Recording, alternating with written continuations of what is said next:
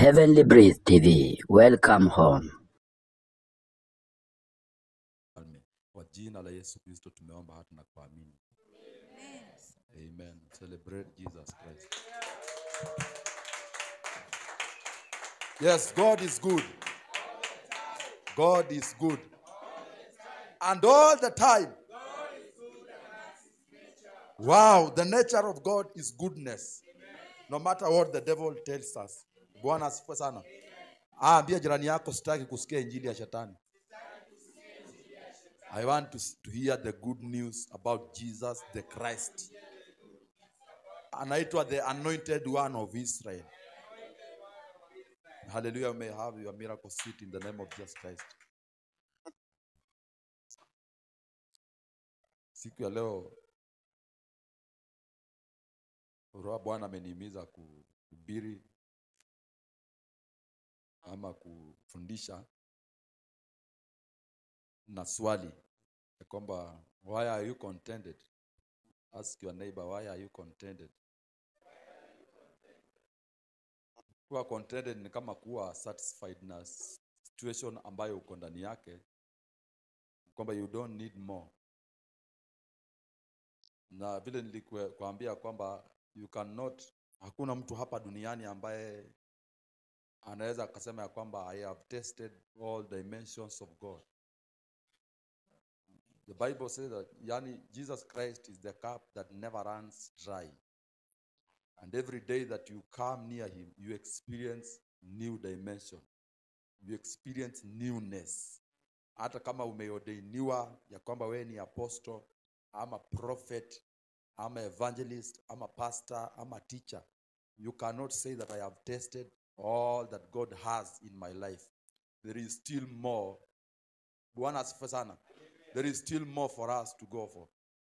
So we cannot be satisfied. And yet we have not even sensed or see the manifestation of God in our generation. Praise the name of the Lord. And many of the Christians nowadays wako contented, wameshiba, yani wanaona tu mambo iko sawa. Wanaona tu yani mambo iko sawa. May the Lord open the eyes of Christian ili tuone where we are supposed to be and where we are. Tuko mbali sana na mahali ambapo tunapaswa kuwa tuko. Praise the name of the Lord. Ambia jirani yako haupaswi kushiba sasa. Why are we contented, brethren? Katika dunia ambayo imejawa na uovu, dunia ambayo imejaa wickedness, dunia ambayo uovu umekithiri, dunia ambayo we are no longer seeing the power of God. Nataka tusome Romans 1:16. Paul anasema ya kwamba for I am not ashamed of the gospel of Christ, for it is power of God unto salvation to everyone that believeth, the Jews first and also the Greek. Ya kwamba sitaogopa ama sitaona haya kwa sababu ya injili ya Yesu Kristo. Maana injili hiyo ni nguvu za Bwana kwa Wayahudi kwanza na kisha kwa Yunani. The gospel of Christ. The gospel of Christ is the new good news about Christ Jesus. It's the story of Jesus Christ. It's the lifestyle of Jesus Christ. Bwana asifiwe sana. Amplified nasema ya kwamba for I am not ashamed of this gospel or good news of Christ, for it is God's power working unto salvation for deliverance from eternal death. It is the God's power. Gospel of Christ is not just gospel without power. Bwana asifiwe sana. Injili ni force fulani ambayo iko na nguvu ya kuleta deliverance to humanity. Praise the name of the Lord. The gospel is not about, sio kama siasa ama kuongea mambo ya siasa ama kuongea ukulima fulani hivi ama kuongea kuhusu upishi. The gospel of Christ ni maneno kuhusiana na Kristo ambaye amebeba nguvu fulani ambazo zinaweza badilisha maisha ya mwanadamu ama zinaweza badilisha mji. Hizo nguvu zina deal mpaka na elements. Zinaweza zikakausha mpaka bahari, zinaweza zikatengeneza barabara katikati ya bahari. Praise the name of the Lord. Na siku ya leo hata wachungaji wengi wako na gospel, lakini kitu ambacho wamekosa sasa ni hiyo power. Hiyo power ya ku make things happen. Hiyo power ya kufanya miracles, signs and wonders. Praise the name of the Lord. Mpendwa, tukisema power, tunajua stima inaitwa power kwa kizungu. Na stima ikuwa kwa hii nyumba bila kuifanyisha kazi, you cannot see the manifestation of its power. But until you plug a socket of a keyboard na usikie imeanza kuimba, ndio ujue kweli hiyo ni kazi ya power. Keyboard haiwezi ikafanya kazi ya keyboard kabla haijadungwa katika power, haijakuwa plugged on power. Na gospel haiwezi kuwa gospel kama haina hiyo power ambayo Paul anasema the gospel of Christ is power. Ili hiyo power ianze kufanya deliverance unto humanity. Praise the name of the Lord. Na ndio nimekuuliza ya kwamba why are you contented and yet we are not seeing the same power ambayo hii gospel imeleta. Which Christ are we preaching? Which Christ are you preaching? Ask your neighbor, which Christ are you preaching? Bwana asifiwe sana. Ni Kristo yupi huyo ambayo kanisa leo linahubiri, ambaye hana commodity of power dimension? Power dimension ya kuombea mama ambaye amekaa barren miaka 16 na apokee watoto, aanze kupokea watoto. That is the power that we are speaking about. Kuombea ile ndoa ambayo hao watu wamesha sign mpaka wakaona divorce, hakuna njia nyingine. Unawafanyia counseling 3 minutes na Roho Mtakatifu anawashughulikia. Wanastukia the first love imerejea. Wanasema hii ni ujinga tulikuwa nayo, waacha marriage yetu iendelee. That is the power that we are speaking about. The power ambayo Yesu alienda nayo kwa kina Lazaro, kama amekufa siku 3, watu wamelia, wameomboleza, mpaka wanasema huyu alikuwa anajifanya rafiki yake, hakuwa ametokelezea wakati alikuwepo. Lakini Yesu akamuita Lazaro mara 3. That power ikamresurrect kutoka katika wafu. Lazaro akatokelezea, akasema muondoeni sanda. Sasa akaanza kutembea. That is the power of the gospel. Praise the name of Jesus. The gospel of Christ is power to bring deliverance on humanity. Injili sio ati kusomea Bible study ama kusema ati wewe ni pastor ni kazi kama ile kazi, ama kusema umeokoka ati ni kazi kama ile unaweza somea udaktari ama unaweza somea upishi. Iko na power fulani ambayo hiyo ni divine power, ambayo hiyo power haionekani na macho ya mwili. Ni divine power ambayo inaweza change hata government. Bwana asifiwe sana.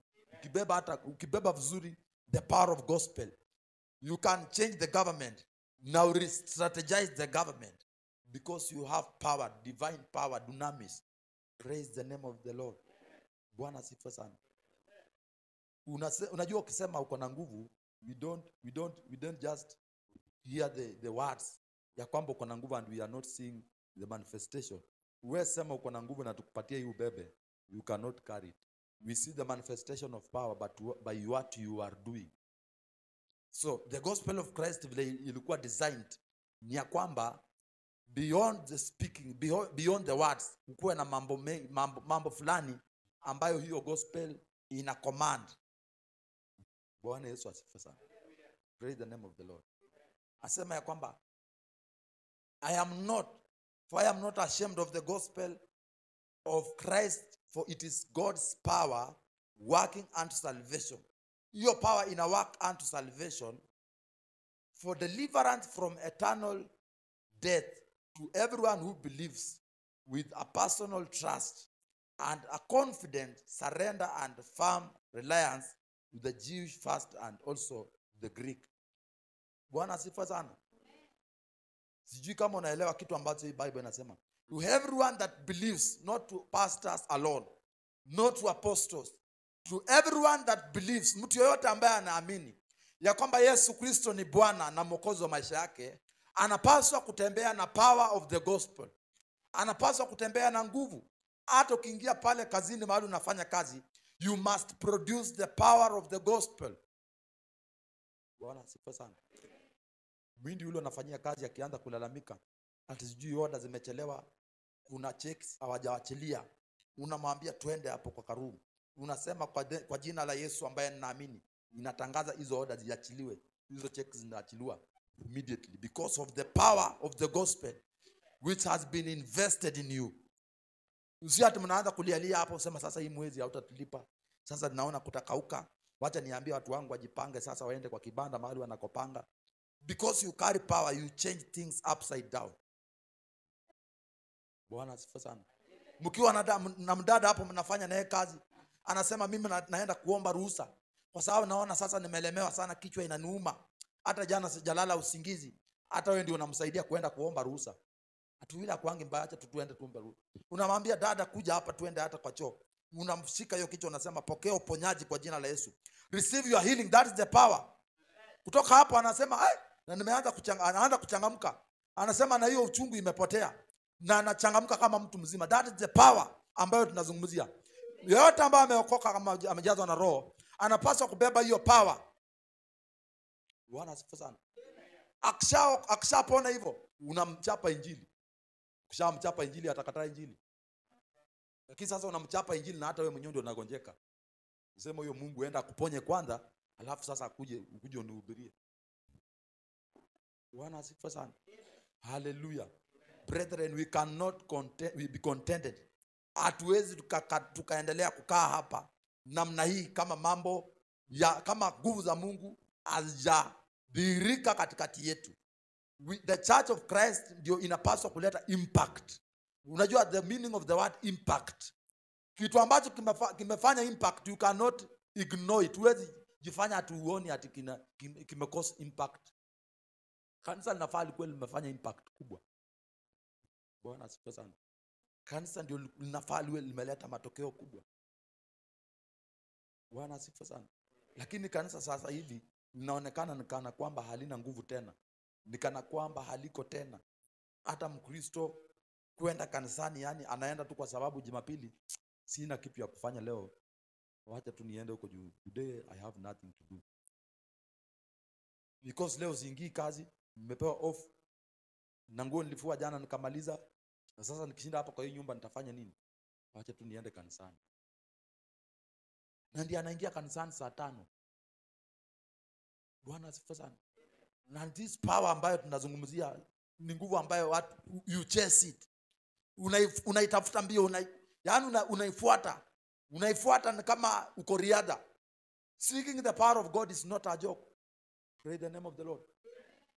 You sacrifice your life. You die in Christ.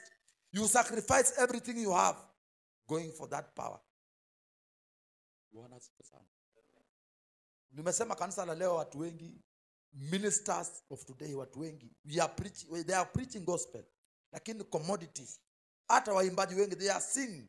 Lakini the commodity of power haiko ndani ya hiyo gospel song that you are singing. Siku ya leo unaweza sikia wimbo inaitwa gospel, mpaka unastuka unasema sasa hii ni gospel gani? Ati ya Gen Z. Hata haina sense of God. Wacha power sasa. Wachana na power kwanza, sense kwanza ya Mungu hata hakuna. Na vijana amesimama kwa madhabahu, amevaa kofia imeangalia nyuma. Amevaa longi imekatakatwa hivi. Ati sasa anatumbuiza kanisa ati sasa naimba gospel ya Gen Z gani? Hata hiyo sense tu ya Mungu, harufu ya Mungu hakuna. Bwana asifiwe sana. May the Lord have mercy. If we are not serious, we will lose this generation. If we are not serious, we will lose this generation, brethren. Kama sisi wenye tumeshaokoka hatuko tayari na mambo ya Mungu, ni rahisi sana kupoteza kizazi chetu. Bwana asifiwe sana.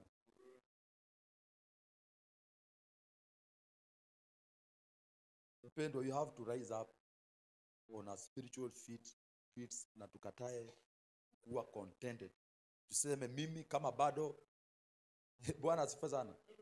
Sister Gladys, useme mimi kama sijaabudu mpaka kiwete amke, sitaacha kufunga. Bwana asifiwe sana. Sitaacha kufunga. Hata kama nitakufa, let me die. Bwana asifiwe sana. Mimi kama sitaombea Mr. Martin, mama ambaye amechapwa na cancer stage 4 anataka kuanguka, kama sitamuombea apone, sitaacha maombi. Na unasema now I want to una determine ya kwamba I want to enter into lifestyle fulani of righteousness. I want to enter, nataka kuingia katika lifestyle fulani ya righteousness. Nijiconsecrate, nijifungie kwa hiyo life, kwa hiyo room ya life of righteousness. Nifanye maagano na Bwana. Nianze kuyafuata one by one. Nianze kutafuta Bwana. Nianze kumchase huyu Mungu mpaka nimpate mahali yako. Kwamba David anauliza in Psalm 42 ya kwamba when shall I appear before you, O God? Bana, seeking the Lord is a process. Seeking the Lord is like kuweka appointment na Mungu. Na ukiweka appointment na mtu haimaanishi kwamba umeshafika kwa ofisi yake. Yeye ndiye anachagua siku atakuita. Unaweza weka appointment na president. Na kuna schedule yake, kuna programs mingi. Akwambia atakuja next month. Tarehe fulani saa 2 asubuhi. So David anauliza when shall I stand before you, O God? Bana, chakula changu kimekuwa machozi usiku na mchana. Watu wananiuliza where is your God? Wapi huyu Mungu wako?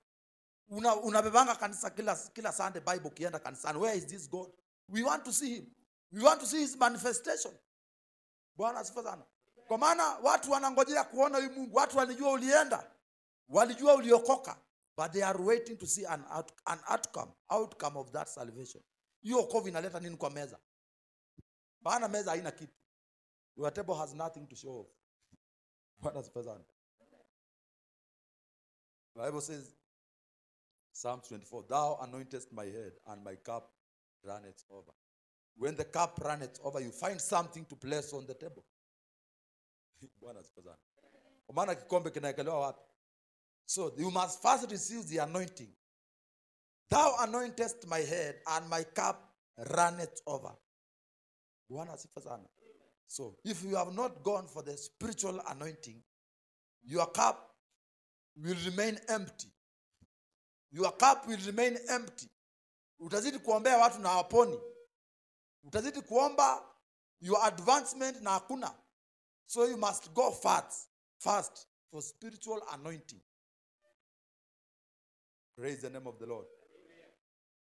Tunataka kulea watu ambao wamekasirika, wanataka kuona utukufu wa Bwana. Nilikwambia ukiweka chura kwa maji na uwekelee hiyo maji kwa jiko, kama maji ni baridi, chura itaendelea kukaa hapo. Lakini ukiongeza moto, maji inaanza kuchemka. Ikianza kufanya chura itaruka nje automatically. Maana haiwezi endelea kukaa katika maji moto. Bwana asifiwe sana. Tukiwa tunalea kanisa ambayo haijui maombi, haijui kutafuta Mungu, tutaendelea kukaa tu hapa na wagonjwa, tutaendelea kukaa tu hapa na mapepo, tutaendelea kukaa tu hapa na washerati, tutaendelea kukaa tu hapa na wazinzi, tutaendelea kukaa tu hapa na watu wa kusengenyana, tutaendelea kukaa tu hapa na waizi. Yaani tutaendelea kukaa hapa na vituko aina yote ambayo vimekusanyika. Lakini tukiinua kiwango sasa, tuseme we want to go. Nataka tuende kwa uncultivated lands. Bwana asifiwe sana. Tulime ile mashamba ya kiroho ambayo haijalimwa. Tunataka kuingia kabisa, tupige msako kwa ulimwengu wa roho. Utaanza kuona vitu zingine zikianza kujitoa. Bwana asifiwe sana.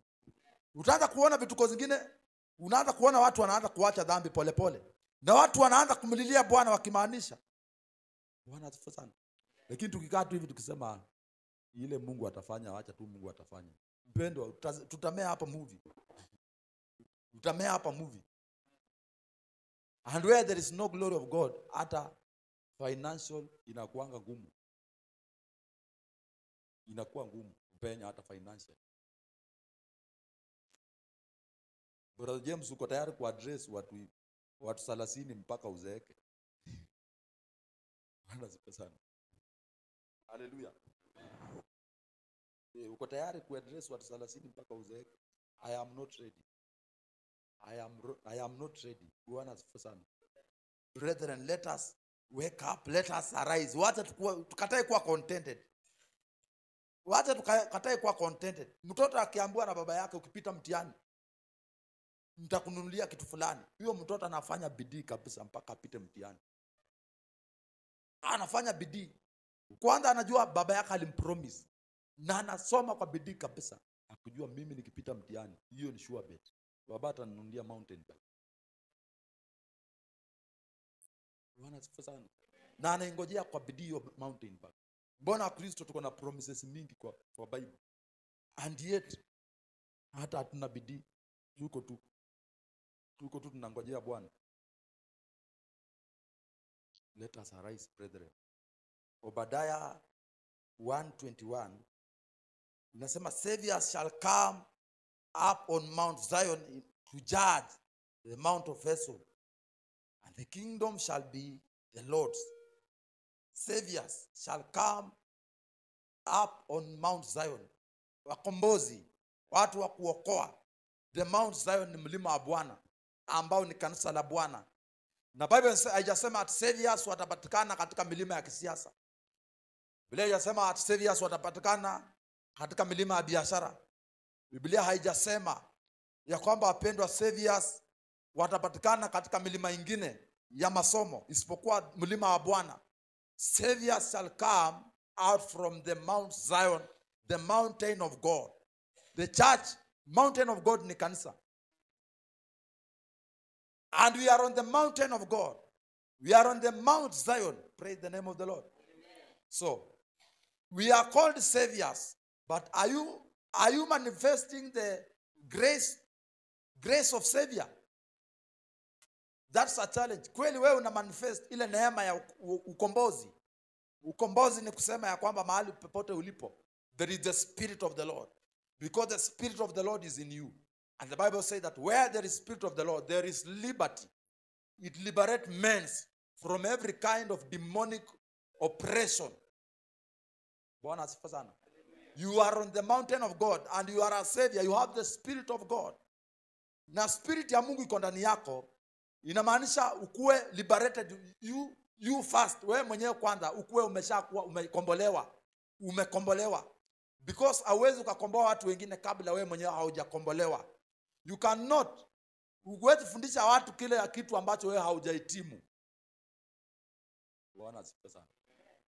So, kama wewe mwenyewe bado haujakombolewa, you have a long way to go. Praise the name of the Lord. You are struggling with masturbation. You are struggling with lust. You are struggling na roho ya wizi. You are struggling na roho ya uongo, lies. Praise the name of the Lord. So you yourself, you are not liberated. So you must cry for the Spirit of the Lord. Wakati tunaomba tukisema lilia Bwana kujaza Roho Mtakatifu. When the Holy Ghost comes upon you, he works fast on you. Hana kuambia njia ya kutembea. Anakukomboa kutoka katika mitego ya shetani, kutoka katika vifungo za kishetani. Anakuliberate, anakuset free. Akisha kuset free, anaanza kuwork on you kwanza, akufanye pia wewe kuwa chombo cha kuset watu wengine free. Praise the name of the Lord. The ministry is all about deliverance and freedom. Salvation is all about deliverance and freedom. Mtu yote ambaye ameokoka akitafuta Mungu vizuri, Mungu anamfanyaga kuwa deliverer of men. Deliverer of men. Ukikuta mtu amefungwa na vifungo, amekaa katika kifungo fulani miaka mirefu, amekaa katika magonjwa fulani miaka mirefu, sio lazima ukuwe mchungaji. Unamwambia come brother, let us pray. Unaombea, una address hiyo issue na inamwachilia, because you are a deliverer. You are a deliverer. Saviors, deliverers shall come from the Mount of Zion. Bwana asifiwe sana. Kwa ile ploti ambayo umekaa, you are a deliverer. Kwa familia yenu, you are a deliverer. Mahali unafanya kazi, you are a deliverer. People must see the hand of God through you. You are an extended hand of the Lord. Yaani Mungu akitaka kufanya jambo hapa duniani anatumia mwanadamu. Na hatumii mtu yeyote, anatumia mtu ambaye ako in a position. Mtu ambaye amealign kutumika. Ask your neighbor, are you aligned? Bwana asifiwe sana. Watu wengi unajua wanajua tu kutumika kanisani. Wakati ibada inaendelea, mimi naweza ongoza uimbaji. Mimi naweza ongoza kuombesha, but we have lazima tutumike hata huko nje sana kuliko huko ndani. Tutumike huko nje sana kuliko huko ndani. Maana tukitumika huko nje ndio the power of God itakuwa manifested kwa watu kwa uharaka. Lakini tukiwa hapa ndani, si mimi najua tu tena najua kuhubiri. Msikoya anajua kuimba. Bonaventure anajua kupiga keyboard. Bwana asifiwe sana. Lakini huko nje hata majirani zetu wengine hata hawajui unahubiri kanisani. Shika kisimama waambie Yesu ni Bwana. Wewe ndio unasema Yesu ni Bwana. Na jana ulingoa mtungi yangu kwa tapu. Ukataa kunipiga kofi. Sasa huyu mama unaniambia nini? Kuna mama mwingine alikuwa anatuhubiria kanisani mahali. Na kuna wakati alikuwa na mkutano tukaenda kwake, na kwa sababu hatukujua kwake mzuri tukaanza kuuliza. Sasa unajua tunauliza kulingana vile anakaa, tukauliza wale watu wanakaa hiyo hiyo. Ati yule mama anapenda mdomo sana. Anapendaka kuongea sana, yani akiongea. Sasa ndio watu wanajaribu kumdefine. Watu wanamdefine. Kwa hivyo akikuja kwetu mdomo huwa anakata. Lakini sasa akiwa nyumbani kuna version fulani wanamjua kule nyumbani ambayo ni tofauti na version yenye sisi tunamjua nayo. Akifika kanisani anavaa mzuri, ananyenyekea, anabeba Bible Yesu, anajifanya anaongea in tongues. Raba zoka mahande steli bariata. Sema sasa Yesu ni Bwana, sisi tunaenda mbinguni. Lakini akitoka nje anatoa hiyo nguo. Anabaki sasa kama mbwa mwitu. Mtu hawezi kukaribia. Mzee hawezi kukaribia. Anakuambia kama nani, mimi siambuangi kitu. Mke hawezi kukaribia. Akaongea na wewe issue ya muhimu. Bwana asifiwe sana. Because you have changed your version. Uko na sura mbili. Bwana asifiwe sana. Unakuanga na sura mbili, ya nyumbani na ya kanisani. Bwana asifiwe sana. You are not true. You are not true. Haujajua wewe ni nani. Bwana asifiwe sana. I cannot be contented, brethren. Mpendwa, kataa kutosheleka. Kataa kushiba na hiyo hali. Kataa kushiba. Nataka James atusomee Micah 4:1.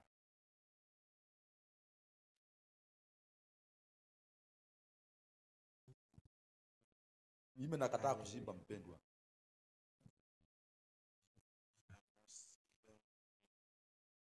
Amen. Mika 1. Ine moja. Mika 4:1. Neno linasema hivi. Mika 4:1.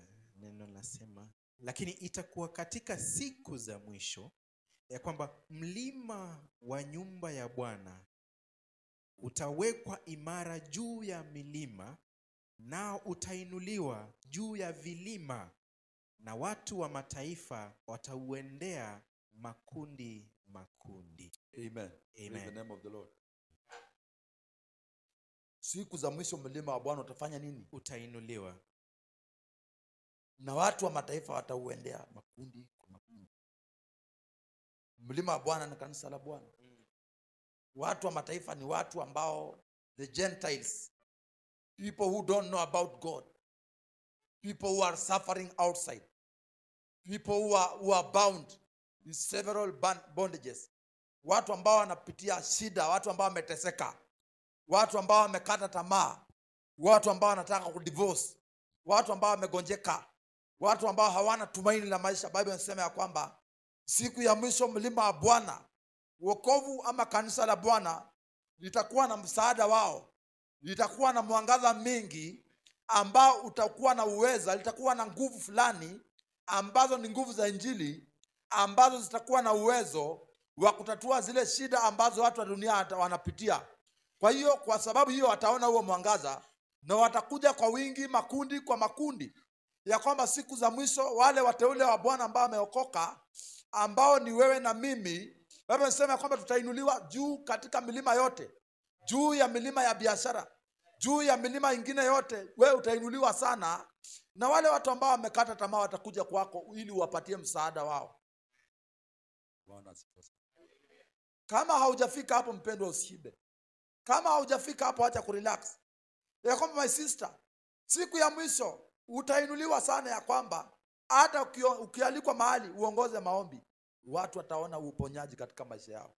Ukialikwa mahali ya kwamba useme the word of encouragement, watu watasema ungeendelea, ulikuwa unanigusa sister, ulikuwa unagusa shida yangu wakati ulikuwa unahubiri hivyo, nilikuwa naumwa na mgongo lakini nimepokea uponyaji. Bwana asifiwe sana. Ya kwamba nimetembea kwa hospitali na hii ugonjwa, nimeng'ang'ana sana, lakini wakati ulikuwa unaongoza worship, Nilisikia ni kama maji moto imenimwagikia and I received the instant healing. Praise the name of the Lord. That is the power that we are speaking about. Bwana asifiwe sana. Mlima wa Bwana utainuliwa juu ya vilima vyote. Kuna milima mingi katika nchi. Kuna milima ya masomo, kuna milima ya udaktari, kuna milima ya biashara, kuna milima ya siasa. Kile Biblia inasema kwamba the mountain of God itakuwa juu sana ya hiyo milima. Na watu wa dunia watakuja makundi. Bwana Yesu asifiwe sana. Increase your hunger for God. Increase your hunger. Guza jirani yako mwambie ongeza njaa ya kumtafuta Bwana. Ongeza njaa mpendwa. Kama huna njaa ya kutafuta Mungu, Biblia inasema kwamba happy are those who hunger for righteousness. They shall be satisfied. Amebarikiwa wale walio na njaa ya haki, maana watashibishwa. Kama huna njaa ya haki, wewe hautashibishwa.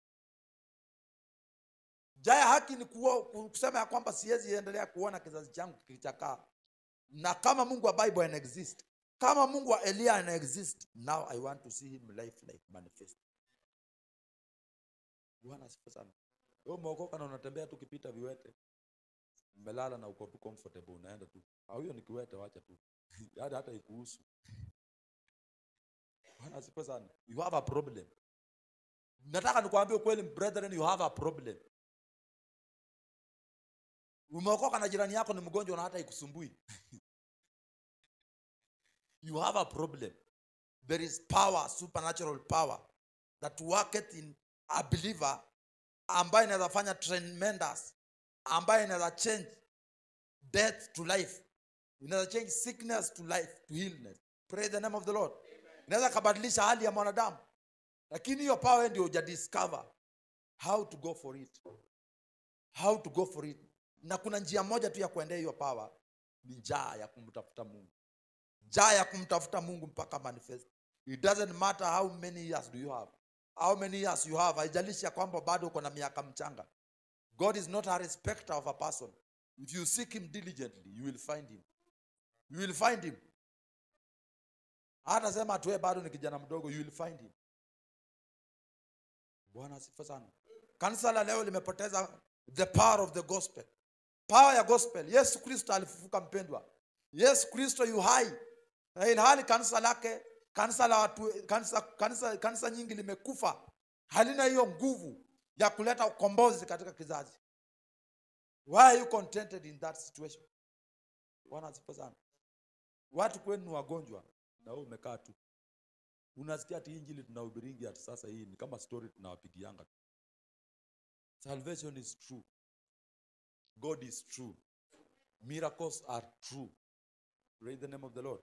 Hatusemi kuhusu zile miracle ambazo zinafanywa stage managing. Naongea kuhusu the true miracles of Jesus Christ of Nazareth. Bado zina exist.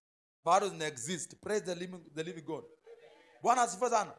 Bado miujiza inafanya, bado miujiza iko na inafanyika. Bado ukiamini Mungu vizuri, macho yaliyoziba yanaweza funguka. Mama ambaye ni tasa anaweza kazaa.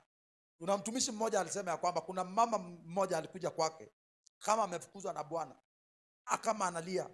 Akasema amemaliza miaka 8 hawajai pata mtoto. So mume wake amemwapia kumfukuza. Naye sasa huyo mama akaamua atajinyonga. So kabla aenda ajinyonge, akatembelee huyo mtumishi kwake. Mwambie sasa mimi naenda kufa kwa maana nimekosa mtoto miaka 8 na mume wangu ameniambia nisipozaa sasa next month nikanyage nje. Mtumishi wa Mungu akasema sasa wewe kwa sababu naenda kujinyonga, ninakupatia punishment ya kwamba kila mwaka utakuwa unazaa mtoto mmoja. Kila mwaka mtoto mmoja.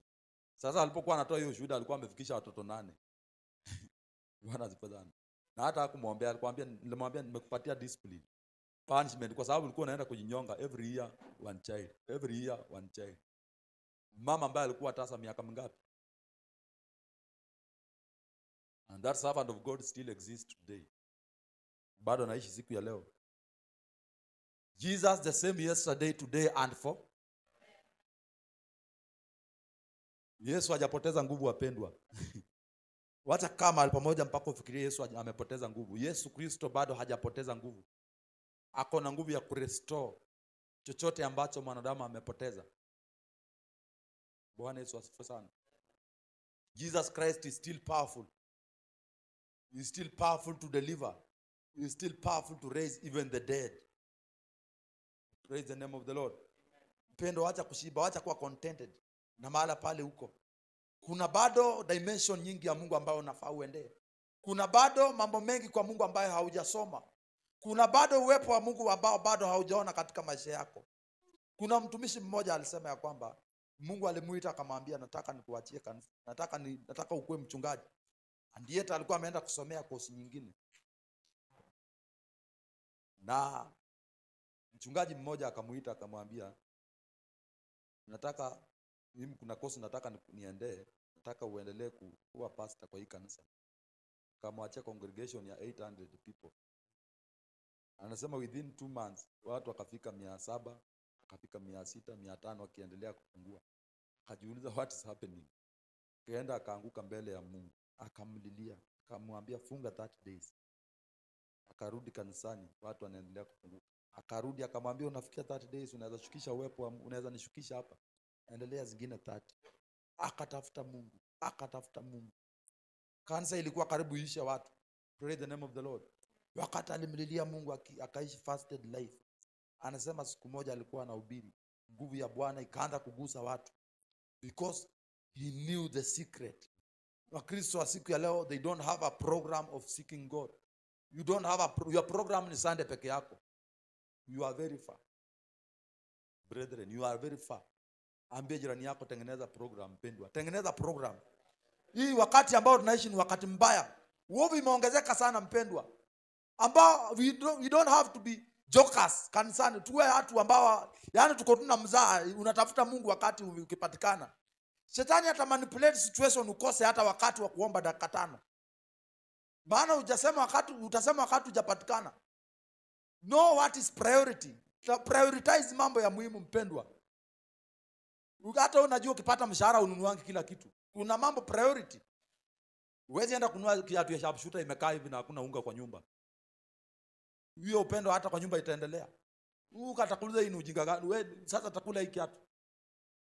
Vile vile katika mambo ya Mungu lazima ukue prioritize mambo fulani. Hata katika pesa yako lazima prioritize mambo fulani na hii pesa. Useme hii nimetenga kwa sababu ya gospel of Christ. Hii nimetenga kwa sababu ya ufalme wa mbinguni, kingdom of God. Bwana asifiwe sana. Hatutengi wakati, hatutengi rasilimali, hatutengi kitu chochote. Na ndiye we want to see God. Atapitia wapi? Hata president akitaka kwenda mahali na ni mwanadamu, lazima patayarishwe. Ruto yasema tu atikesho nakuja hapa Chachami. Lazima kutume watu wakuja watayarishe. Hata kama barabara haijatengenezwa, makatapila iwekwe hapo walime barabara. Na hiyo ni akili ya kibinadamu tu. Bwana asifiwe sana. How can God visit a church if there is no man ambao amesimama in gap to intercede, to wait? Mungu hata kama atakuja kama mjamngojea atapata nani? Bwana asifiwe sana. Si unasikia mpaka vikao mpaka rallies za watu wakubwa. Hata kama mtu apendeki na raia, wanaonga watu wajitokeze waende waongojee kwa mkutano. Ama hujasikia watu wanapewa 1000 ama 200. Waende wamngoje ndio watu wengine waone vile watu wanampenda, kumbe ni kuongwa ameongwa. Kwa sababu lazima angojewe kama anaenda mahali fulani. Sasa wewe unataka Mungu akuje na hujamngojea. Hata akikuja utajuaje alikuwa hapo? Bwana asifiwe sana. Utajuaje Mungu amekuja? You have not prepared yourself. The church that has not prepared itself. Kanisa ambalo halijafanya kile ambacho tunapaswa kufanya. Hata Mungu akikuja litajua namna gani amekuja. Utastuka kama meza. Bwana asifiwe sana.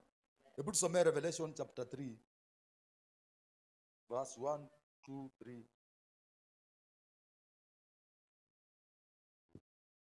Amen. Tunasoma Ufunuo wa Yohana 3 mstari ni wa 1 hadi wa 3. Neno nasema hivi: na kwa malaika wa kanisa lilioko Sardi andika hivi: haya ndiyo anenaye yeye aliye na hizo roho 7 za Mungu na zile nyota 7, na yajua matendo yako ya kuwa una jina la kuwa hai.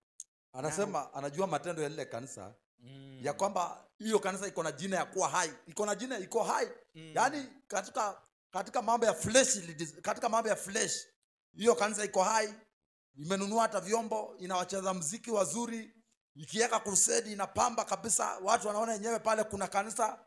Yaani hiyo kanisa iko na magari mazuri hata ya urembo, ukiingia kanisani kumerembeshwa vizuri, watu wamevaa manguo ya kitani. Yaani kanisa liko, ukiingia unaona kweli wame maintain mambo ya mwili. Wamama wako pale, waheshimiwa, wazee wako pale, yaani watu wako pale, wako na lugha safi, watu wamechangamka. So wako na jina ya kuwa nini? Kuwa hai. Hebu endelea kusoma. Na yajua matendo yako ya kuwa una jina la kuwa hai, nawe umekufa. Unasikia vile analiambia hiyo kanisa? Ati anajua matendo yake. Hebu kaa chini kwanza. Amen. Ya kwamba hiyo kanisa iko na jina ya kuwa hai, lakini Mungu akiliangalia vizuri limefanya nini? Uliza jirani yako, are you alive? Hiyo ndio roho ya Mungu. Hiyo ndio roho ya Mungu amenihimiza leo niwaambia kwamba wengi wenu mmekufa.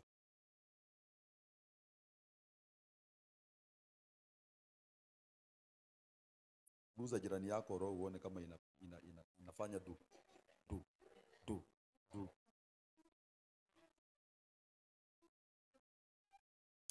Praise the name of the living God. Roho wa Bwana anahuzunika sana wapendwa, ya kwamba mahali ambapo ungepaswa kuwa sio mahali ulipo sasa. Kuna distance fulani ambayo kanisa limerudi nyuma speed, ambapo lisipoangalia kuna danger. Yaani anasema anajua matendo. Hiyo kanisa liko na matendo kweli. Unaweza kuwa na matendo ya Ukristo, uko na matendo, unatoa fungu la 10, unatoa sadaka kwa michango, unakuwa number 1. Yaani kanisani unaamka mapema, lakini roho Bwana akikuchunguza mzuri, wewe umekufa.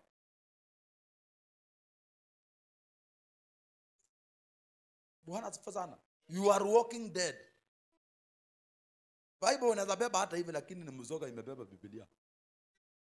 Mpendwa, unajua hata unaweza hubiri kama umekufa. Unaweza himiza hapo watu kama umekufa.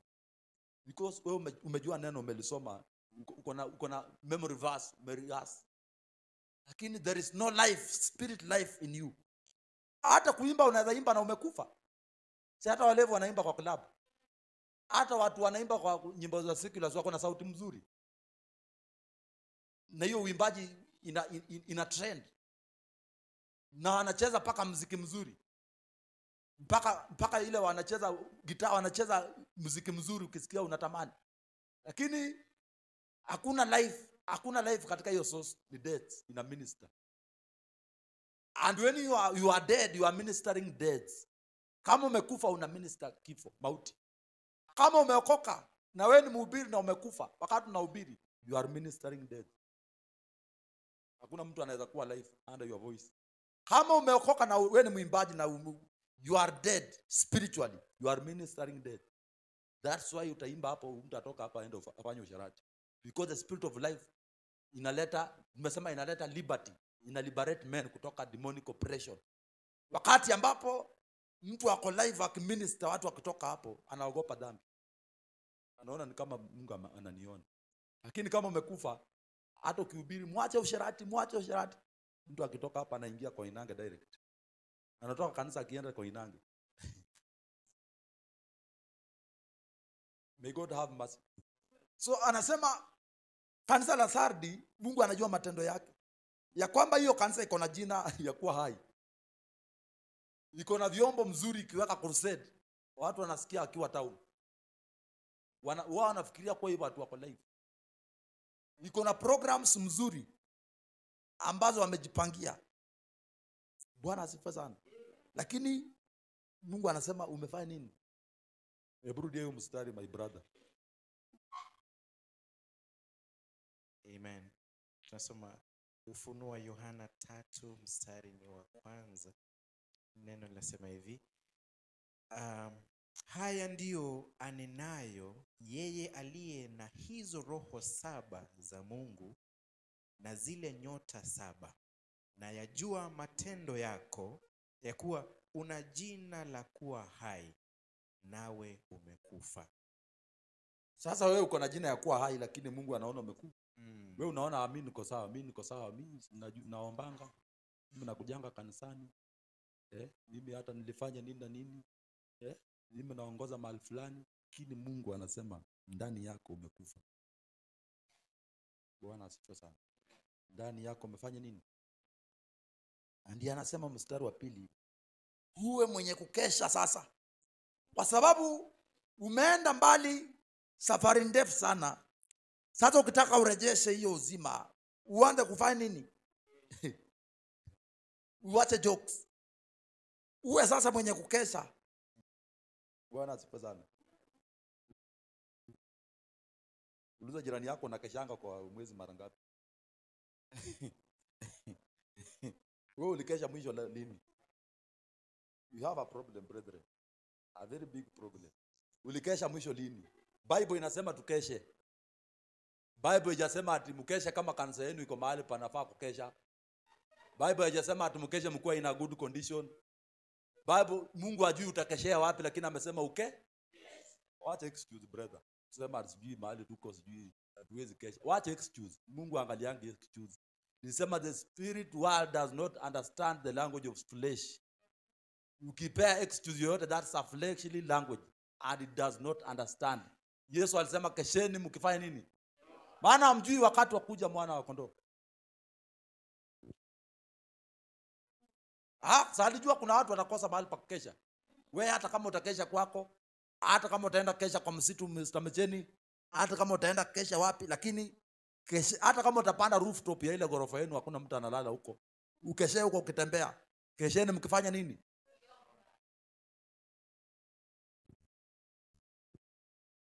Wewe ulikesha lini mwisho?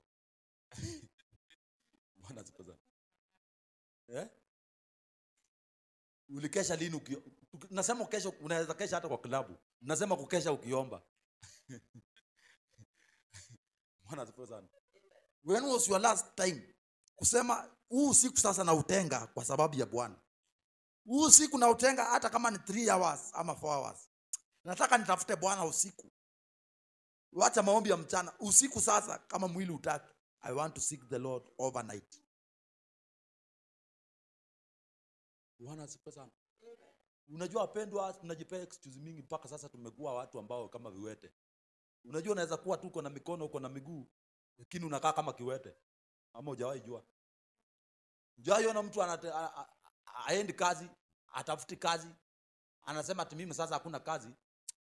Anaenda anapaka mguu mafuta, anakaa chini, kumbe amekunja mguu, unafikiana mguu kumbe ako nayo ni kiwete, ati anaomba ampatie. Hujawahi ona mtu kama huyo town akitolewa mbio? Si wako? So kuna design fulani unaweza kaa na Mungu ukae kama huyo mtu. Unaona mwana mzima atafuti kazi, yeye akiamka ni kuona TV, anakaa hapo kwa mti, anazunguka, ikifika jioni anaanza kutafuta watu wametoka kazini. Hebu nijenge kidogo, nijenge hata kama uko na 100, nijenge hata kama uko na 50. Na kuna nguvu anaweza fanya kazi. Lakini ameshindwa kwenda kutafuta kazi kwa sababu ya uzembe. Sasa huyo na kiwete tofauti kwa wapi? Wakristo wengi wanataka kaa hivyo sasa. Bwana asifiwe sana. Ukimwona kuna kifua, kuna misuli ya kufanya kazi, lakini ndani amekufa. He is died, amekufa, hana hope. Hana tumaini. Praise the name of the Lord. May the Lord have mercy on us. Anasema ya kwamba sasa ukeshe. Bwana asifiwe sana. Uwe mwenye kukesha sasa kwa sababu wewe umeshakufa. Ukitaka ufufuke, uwe sasa mwenye kukesha, ukayaimarishe mambo yaliyosalia. Maana kuna tu vitu kidogo bado tumesalia, kabla hatujaisha kabisa, uanze kukesha. Gusa mtu mwambie anza kukesha sasa. Mguze na nguvu hata kisahau mambo yote nimesema. Wewe sitaki kujua utakesha wapi, utaenda kukesha wapi. Maana watu wenye wanakesha wanaonekana, mpendwa. Kama unakesha evidence inaonekananga. Au wabiagi watu unakesha. Unakuanga na power mpaka watu wanauliza huyu sister kwani kwa nini akiimba atmosphere inabadilikana? Unaambia na keshanga. Wakati Yesu alikuwa anatoka kwa Mzeituni, mlima Mzeituni akienda kuminister, ulikuwa na evidence of power. Hakuwa kama mtu wa kawaida.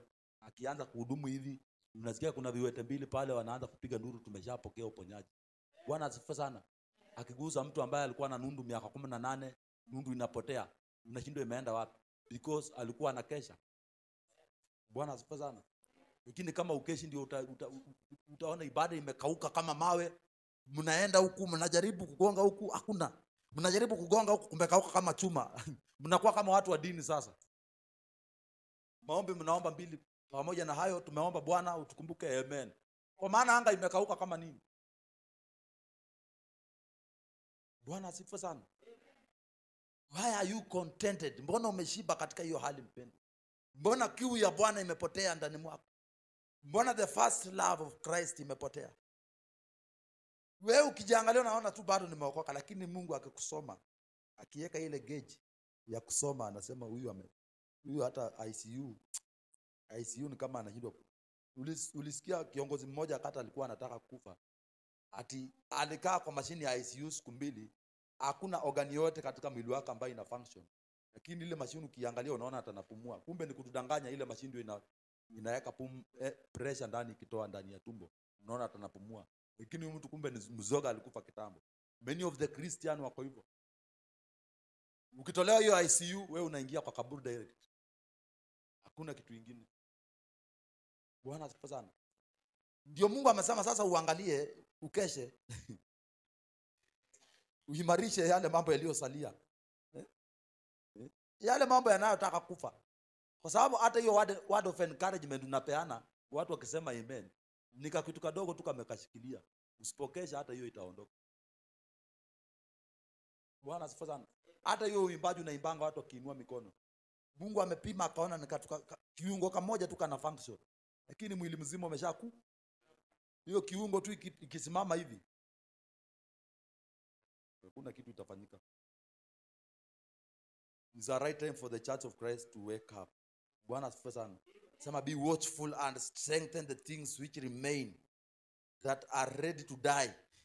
For I have not found thy works perfect before God. Kwa maana sijaona kazi yenu ikifurahisha Bwana. Maana si kuona matendo yako kuwa yametimilika. Basi kumbuka jinsi ulivyopokea na jinsi ulivyosikia, yashike hayo na kutubu. Walakini usipokesha, nitakuja kama mwivi, wala hutaijua sana saa itakayokuja kwako. Tulisema Mungu akiondokea mtu huwa ajui. Anasema sasa usipokesha na kutubu sana, nitakuja kama mwizi. Na hajasema tarehe, nimekupea wiki 1 ama 2 ama 3. Atakuja kama mwivi na achukue ile iliyosalia na aende nayo. Bwana Yesu asifiwe sana. Haleluya. Ni wakati wa kumlilia Bwana mpendwa na kusaga meno. Mwambie may the Lord aturejeshe our strength. Because I am studying spiritually how and where we are going. I am not seeing any hope. Sioni tumaini lolote kule mbele. If we continue like this, there is no any hope kule mbele. Tukiendelea tu tutakuwa tunakutana kanisani Sunday. Na kuambia hakuna matumaini mpendwa. Tusidanganyane, hakuna matumaini. Labda unaweza kusikia kuna matumaini, hakuna matumaini. Hata wewe mahali unafanyanga kazi kwa mwindi, unaweza kuwa unaenda kazi siku 1 kwa wiki. Alafu mwisho wa mwezi utalipwa nini? Alafu hiyo siku 1 ni 3 hours ama 4 hours. Ibada unaingia saa 4, saa 7 unaanza kuangalia saa. Alafu mwisho wa mwezi unaenda kwa bank, unaingiza kadi kwa na ujasiri. Angalia ni pesa ngapi, unataka kutoa 50,000. Kwani hizo siku 4 masaa ya kuhesabika ulikuwa unalipa pesa ngapi? There is a problem. Turn to your neighbor and tell them there is a problem. And you are the one to work on that problem. Wewe ndio utaifix tu hiyo shida, sio mtu mwingine. Bwana asifiwe sana. Wewe ndio utafix hiyo shida mpendwa. Ya kwamba ile kanisa, yani makanisa mengi sana yako live. Ukiyaona unaona kweli yako live. Mpaka wamecoach ile kikundi ya kudance, wakiweka praise ina dance, mpaka kuna manguo za kuimba kwaya kanisani. Mpaka kuna instrumentalist wale wamesomea vizuri kucheza vyombo. Mpaka kuna imbaji wametrain masauti vizuri, akiimba sauti ni nyororo kweli kweli. Mpaka anachagua vitu za kukunywa ili sauti kwe nyororo. Lakini spiritually Mungu akiobserve anaona hawa watu wamekufa. Bwana asifiwe sana. Ni vizuri ujikadirie ama uulize Mungu, what are you saying? Unasema nini kunihusu? Kweli mimi nimekufa ama niko hai? Bwana asifiwe sana. Nimekufa ama niko hai? Anasema uangalie sasa, ukeshe. Bwana asifiwe sana. Remember therefore how you was received and heard, and hold fast and repent. Na utubu sana. If there thou shalt not watch, kama hutafanya hivyo, I will come on thee as a thief, and you shall not know what hour will I come upon you. Lakini unayo majina machache katika Sardi, watu wasioyatia mavazi yao uchafu, nao watakwenda pamoja nami hali wamevaa mavazi meupe, kwa kuwa wamestahili. Lakini wale ambao watajitunza wataenda na Bwana kama wamevaa mavazi meupe. Praise the name of the Lord. Nataka tufunge na Joel chapter 2 verse number 12.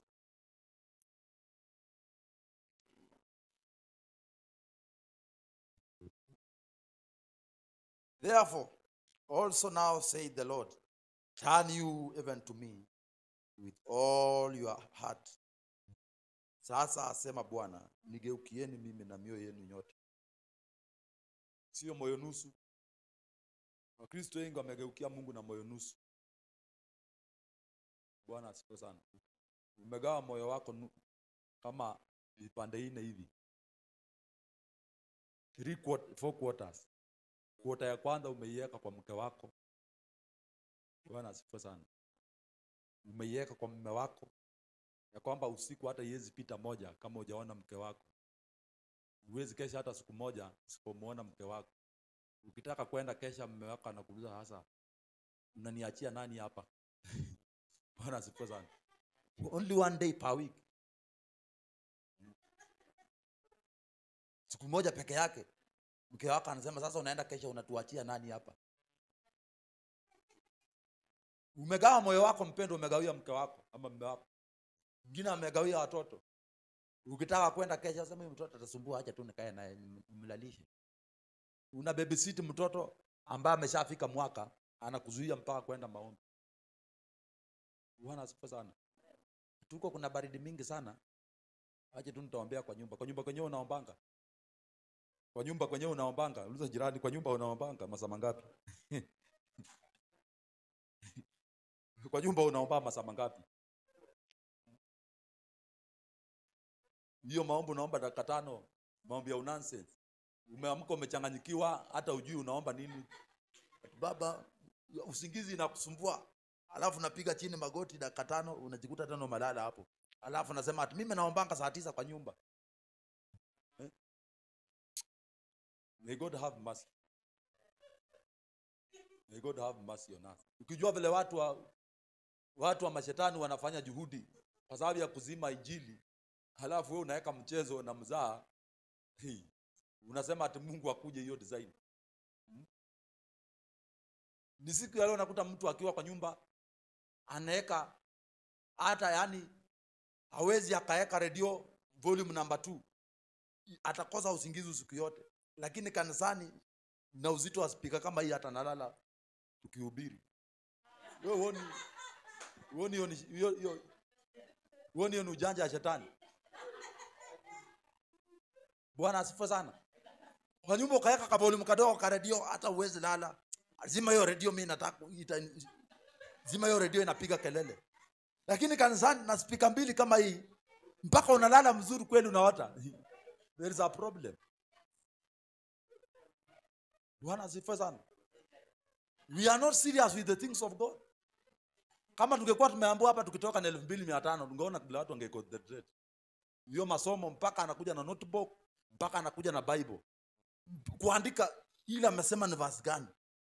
Na kuna mtihani baada ya kuna maswali baada ya hii. Lakini kwa sababu Ukristo maswali na kuanga huko nje, sisi zinaulizana. Shetani anakuuliza maswali huko nje. Kama Yesu angekuwa amejua neno la Mungu wakati alikutana na shetani akumuuliza maswali, angeanguka mtihani. Mtihani wa Mungu maswali haikuangi kanisani. Ni wewe ujishike mzuri masomo hapa, uyaweke kwa kichwa. Ukitoka kule nje utakutana na mtihani.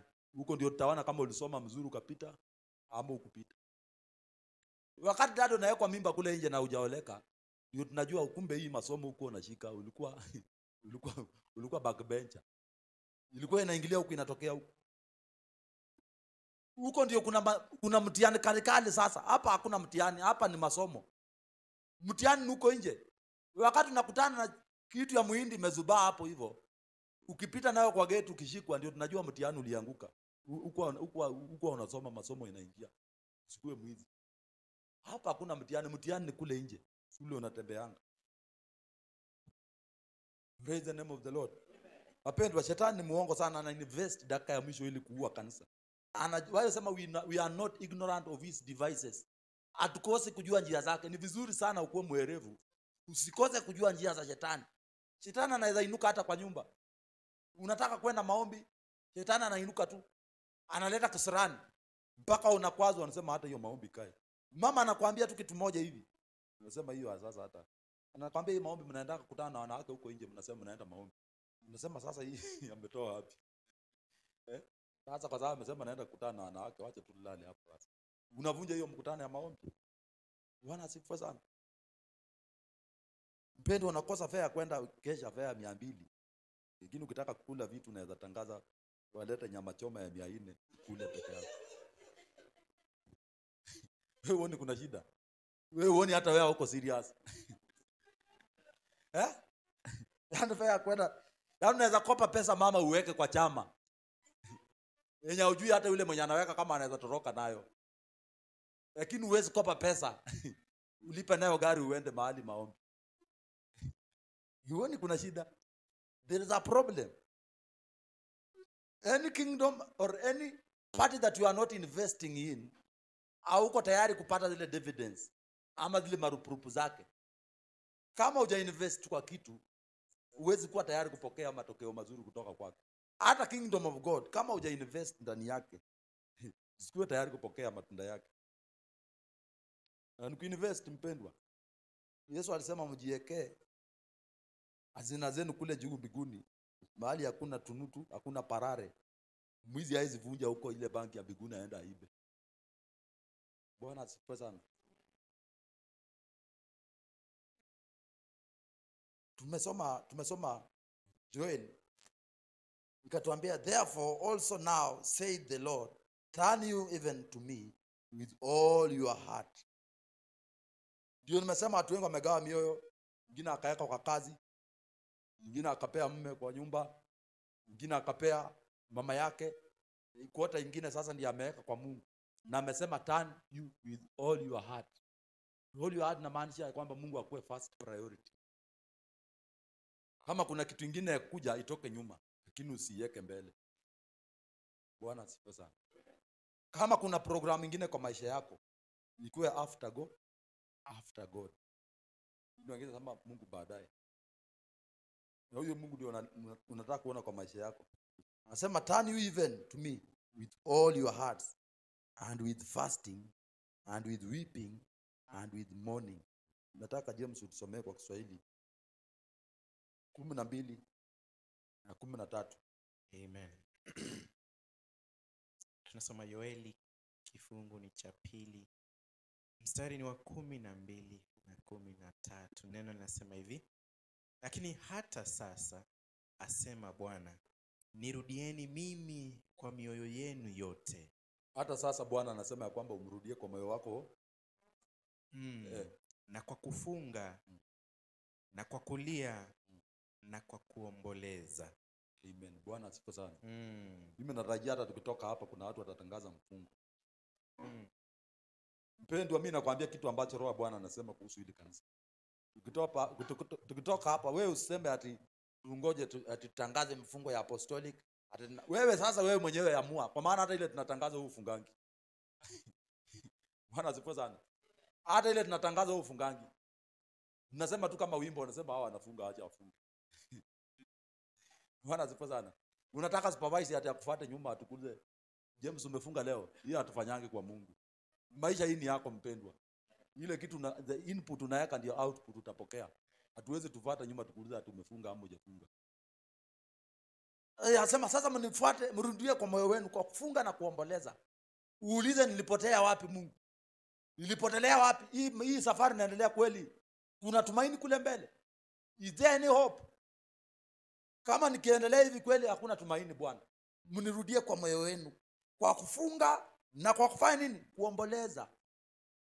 Kuomboleza sio mchezo, ni kulia mpaka machozi mwagike.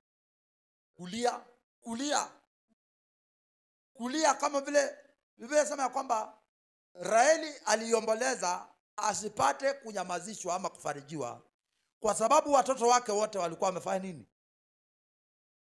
Yani ufunge mpaka ukatae kufarijiwa. Mke wako kukwambia kula, unamwambia wachana mimi. Una mtu hata akifunga akienda sherehe anaangushwa na chakula, anakwambia hapana, mimi niko kwa mlima. Kwanza anasema mimi niko kwa mlima. Hapana, Mungu ataelewa. Unawe tu sasa tumeshakula. Sema yenyewe tumeshapika. Yenyewe kama mmeshapika unakubali kufarijiwa. Akamwambia brother, umekonda, si utakufa. Fungua tu, utakufa. Unafarijiwa na unakubali kufarijiwa brother. Ati sasa vile umefunga hivyo hata mwili imepunguka. Raheli alikataa kufarijiwa. Kwa nini unakubali kufarijiwa? Bwana asifiwe sana. Haleluya. Umeshatoa pesa fulani, unasema nataka kutolea Bwana hii dhabihu kutoka kwa madhabahu. Alafu nasikia mtu anakuambia hiyo pesa ni mingi, kwani mahitaji yako. Unafarijika, unakubali aje kufarijika? Bwana asifiwe sana. Raheli alikataa kufarijika. Akasema, akalilia Bwana. Bwana asifiwe sana. Ukiangalia Ana alikataa kufarijika wakati hakuwa na mtoto. Mume wake anamfariji, anamuuliza sasa wewe, si nimekupatia dhabihu mpaka na ya watoto wenye ongezaa? Akasema mimi hata sitaki, mimi nataka mtoto. Akakataa kufarijika, akaenda kwa madhabahu akaishi huko akilia Bwana mpaka akapata jibu lake. Wakristo wengi wasikielewa wanataka kufarijika. Naambia sasa hiyo yako Ukristo umepitiliza sana. Unakuwa yani Ukristo sasa umekuwa nayo ni kama ya ujinga. Wacha ikuwe ya ujinga lakini baadaye itakusaidia. Hii maombi unaomba unatupigia kelele, kwani watu wote wameokoka naomba kama wewe. Unataka kufariji. Atipunguza kidogo, sasa umeenda sana. Utakufa, unataka kufarijika. Bwana asifiwe sana. Nasema ya kwamba kwa kuomba na kuomboleza. Kwa kuomba na kuomboleza, kumlilia Mungu. Kuomboleza ni kumaanisha kuomboleza. Bwana asifiwe sana. Ushaenda una sehemu nyingine watu wakikufa mpaka wanahaya watu wa kuomboleza wakilia. Sikia huko Ujaluoni. Ati una design wanalipisha kulingana na design yenye utalia na utamon nayo. Kama utalia ukiruka juu ukianguka chini, hiyo ni pesa fulani. Ati inatofautiana yule mwenye atalia tu machozi kimwagika. Kama utalia mpaka ufike pale kwa jeneza uanguke chini uinue miguu, na huyo ni mtu akujui, ni mtu amelipwa akuja alie aomboleze. Sasa mbona msiomboleze kwa Mungu hivyo vile mnaomboleza kwa mambo ya dunia? Bwana asifiwe sana. Hebu soma mstari unaofuata 13. 13 na ninasema hivi: rarueni mioyo yenu wala si mavazi yenu, mkamrudie Bwana Mungu wenu, kwa maana yeye ndiye mwenye neema, amejaa huruma, si mwepesi wa hasira, ni mwingi wa rehema, naye ugairi mabaya. Amen. Bwana asifiwe sana. Amen. Tusimame kwa miguu yetu. Biblia imesema mrarue mioyo yenu wala sio mavazi yenu.